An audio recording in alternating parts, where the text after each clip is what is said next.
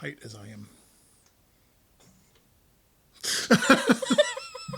Hello! Yes, welcome to our channel. I am X. And I'm Z. We are two generations coming together to share stories of hope and inspiration. We usually do narrative film, fantasy movies, or genre movies that everybody loves, popular movies that everybody's heard about. Yeah. Fantasy, sci-fi, all the above. And this is one of the first times that we're deciding to do a documentary. Yeah, this is a bit out of what we're used to. Yeah. And it's pretty darn cool because eventually we do want to end up making a documentary. Yeah, right now I am working for a company that only does feature-length documentaries. It's exciting because kind of amping me up for the project that we eventually want to release. Yeah, because this one's kind of a mix between like beliefs and cold hard science.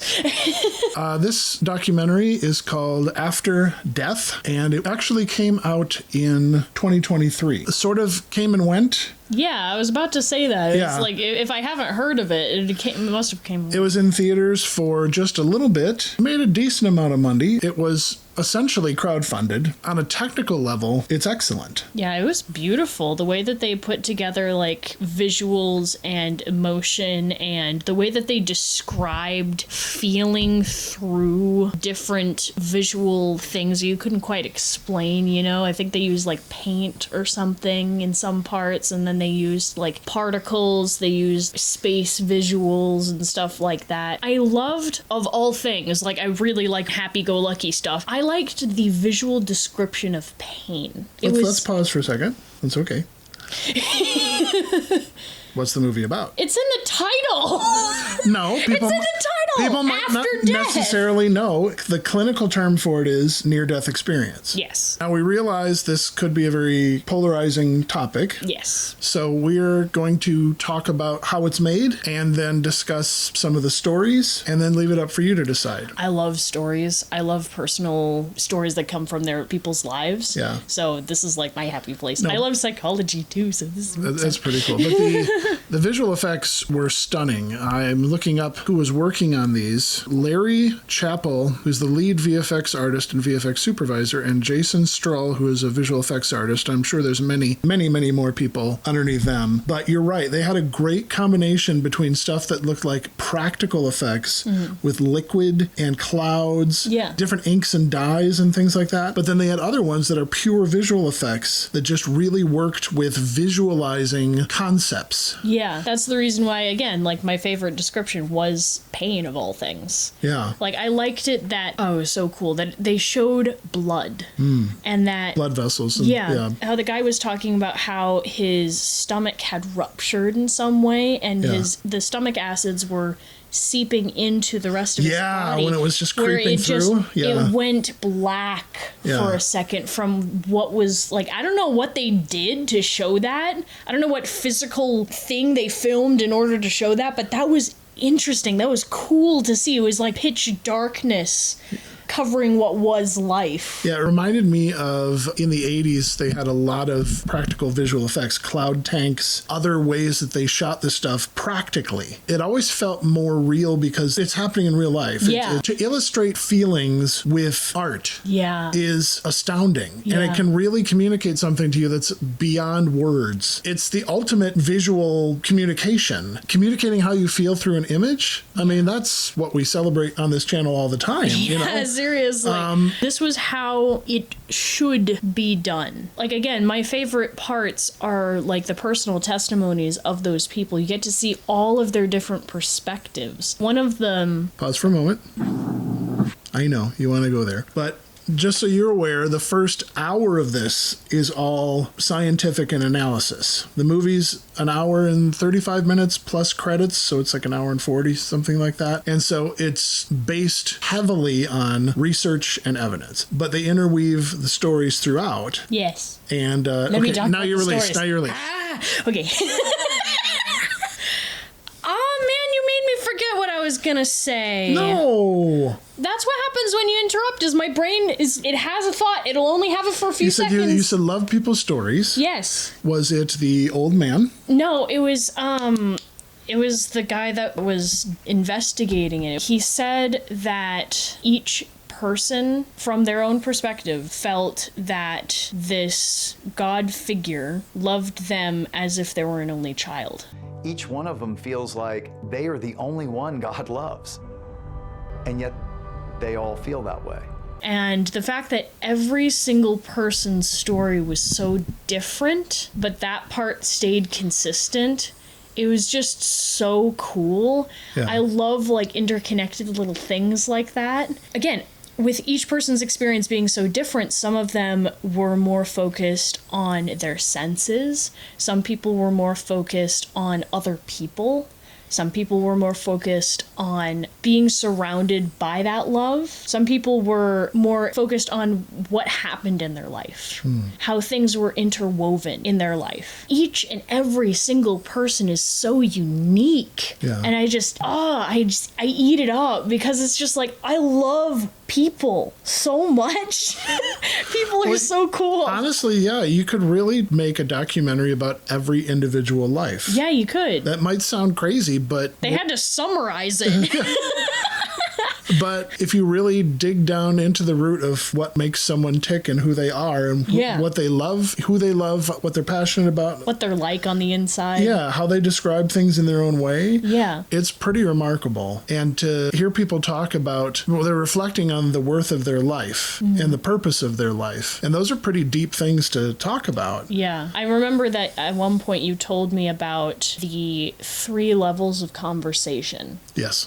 where it was people, and then it's events, and then it's ideas. Yeah. The deepest level Yeah. is ideas, Ideas. beliefs, and opinions. Yeah, and the reason why I bring that up is because I have this thing where I make people so uncomfortable because I jump right to that.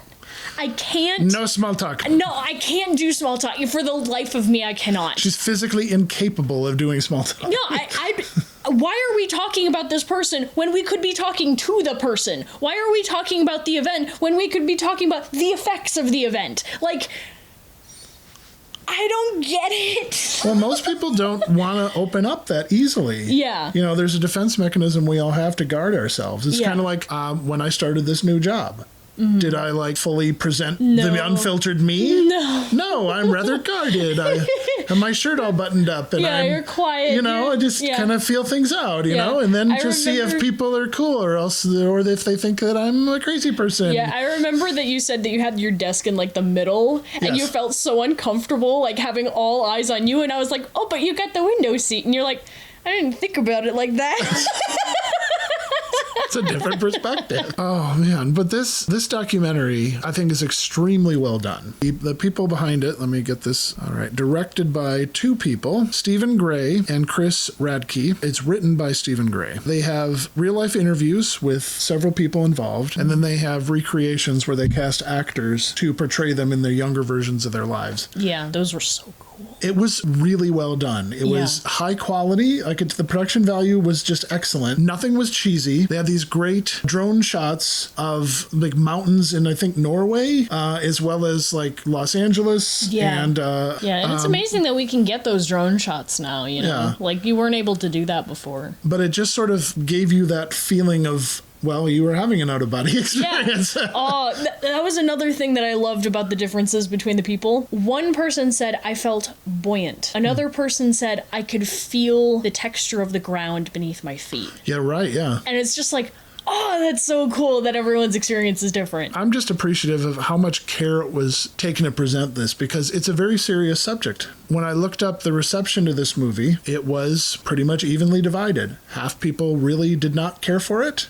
Half people really liked it. And it was all based on your preconceived notions and your perception, your personal belief system, and what you're bringing to the table, how you're going to react to this. Yeah, like what the one guy said. I'll let you quote him, but like, you know what quote I'm talking about. Yeah. I love this quote, but he basically said, look, I encourage skepticism, but if skepticism turns into rigidity, that means that you've cut yourself off from embracing facts that might challenge your beliefs. I think skepticism is good. but rigidity is not. In other words, if you have an ideological opposition to something and you fight tooth and nail to support it and refuse to look at the other side, that's not being objective. Yeah, it's like out of your scope. One of the foremost people in this documentary is a very skeptical scientist. Yeah. I like that he said, like, I gotta be careful what I say here. Right. He wanted to catch himself because at some point you have to assign whether or not there's enough evidence, enough credible evidence to have it move beyond just facts to something that's persuaded you and proven to you. Yeah. And that's ultimately everybody's personal decision. And, like, this is literally life and death and a possible afterlife. Mm-hmm. So how in the world would you scientifically prove that besides personal testimony? Because it's not like you can go and take a microscope to heaven. Like, it's just like... or to hell, as we saw in a couple of those stories. Exactly. So that's the reason why it's just like, it's so divided. It's so... everyone is on a different stance, and because everyone's so different, you know? Yeah. It really is down to the person's heart. What do you believe? And why? And why do you think that? Exactly. I was remembering this one quote. I got to put my head on my pillow just as much as you have to put your head on your pillow and think about why we're living for what we're living for. It was just an interesting way to think about it. It's just like, we're all just people. And so that should give you some compassion for other people because you don't know what they're going through. Yeah. They're a person just like you, so cut them some slack, man. Yeah. Oh boy. Yeah. We've both made our mistakes in life, and we have to live with those. But what we can do afterwards is much more important. Yeah. Like, imagine how many people are, like, reading their magazines on their favorite person, and then they find out they had some sort of situation where they were getting hurt or hurting somebody else. Yeah. And that reality is crushed. Mm-hmm. It's so loving to say we're both screw-ups in a weird way. One question I had for you is, we're different generations. So you're a younger generation, obviously. I'm an older generation. I do not represent all Gen Z, by the way. I guess nor do I all Gen X, but I'm closer to death than you are, if, time spans go, right? So you're fairly invincible at this point. No. No. Well, considering your age, most people your age don't think about these deeper things because their whole life is ahead of them. I've got another third of life past what you've lived. How does this kind of affect you in your age addressing something as deep and heavy as this? I'm not sure how to answer that question. Because, I don't know, I'm a person. I am just as vulnerable to death as any other person on the street. Mm-hmm. I could get hit by a car one day, I don't know. Right. I know that the time that I'm living in right now is, like, getting more and more crazy. And I've become kind of desensitized to that. Yes. To where certain schools are having to have rehearsals for if there's a school shooter. Yeah. And that's our generation's normal right now. Yeah. Having to think about having to deal with that and being at such a young age, you're mostly trying to find some sort of mental escape from what is real. And it's really hard to face that reality because it just means that I have to deal with it. And that's scary. Not everyone's prepared to do that. And I know that since everyone's different, some people might do it at a younger age, but some people it might take them several decades of their life before they come to terms with that. Yeah, exactly. Yeah, at my age, I don't feel old, but I am older than you. There are people around my age that have passed on. But I don't want to get morbid here because this documentary is oddly more about life than it is about death. Yeah. I'm closer to it, but it's less scary to me. A few things, have happened this year that have really affected me. My best friend and workmate, he died this year. And he died of cancer. So I got to visit with him while he was here, and now he's no longer at this address. Anyway, I'm not really broken up about it right now, but you know, at the time that it happened, it was It's a big blow. yeah, because I knew him for 11 years, and you know, he's just not here anymore. But he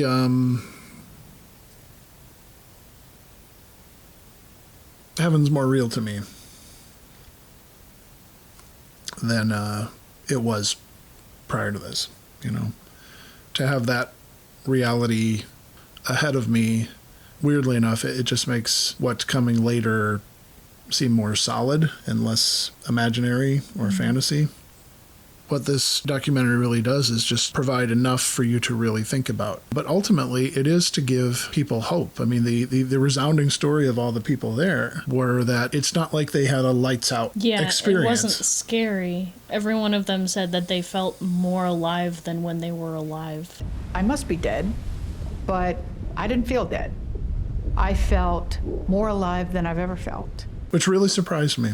Yeah. I had always in my mind imagined that it would be like lights out and then you'd be Walking into a dream or something. I don't know, yeah. Something along those But lines. all of them said they felt, like you said, more alive than they ever felt, and that their sight was expanded. The colors they could view were greatly increased. They could hear more. They could feel more. I like that one of the guys, he said he was an artist. Yeah. He said he could nearly see 360 degrees. My depth of field was total. When I looked at something close, everything far was in focus. That's insane to think about. Yeah. But like, let's say this world is like 3D and the next one's like 4D. Yeah. I think that would make some sense. That's pretty cool. Like, if you're able to like just perceive more because you're not like 3D anymore. Yeah. I don't know. I like different dimensions. It's so cool. He had a great way of explaining that. It's just a fascinating subject that I've never seen so artfully done before. I really appreciate the care and consideration for trying to make an excellent presentation. It felt like a film. The care that you put into that means that people aren't distracted by how it's made. They just get involved in the story. You're removing kind of barriers from people's attention. Any loss of momentum will distract people, and they just go to their phone, or they'll this movie to me, this documentary, and I was corrected very strongly and wisely by a work associate. I said, well, it's not a movie, it's a documentary. And he goes, documentaries are movies. Or documentary is film. And I'm like, okay, actually, you're right.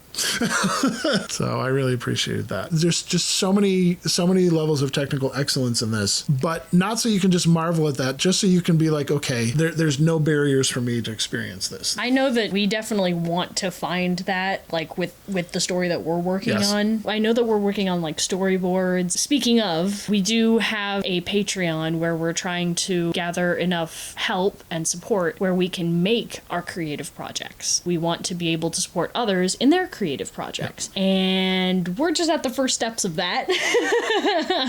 But we just hit 150 subscribers today. As of filming this, it is at 150, and it was really nice to know that our work is going somewhere. Yeah. So I want to thank you for watching. Thank you very much. Yeah, for liking, and please continue to share. Thank you for subscribing. And yeah. Oh. Oh yeah. Oh.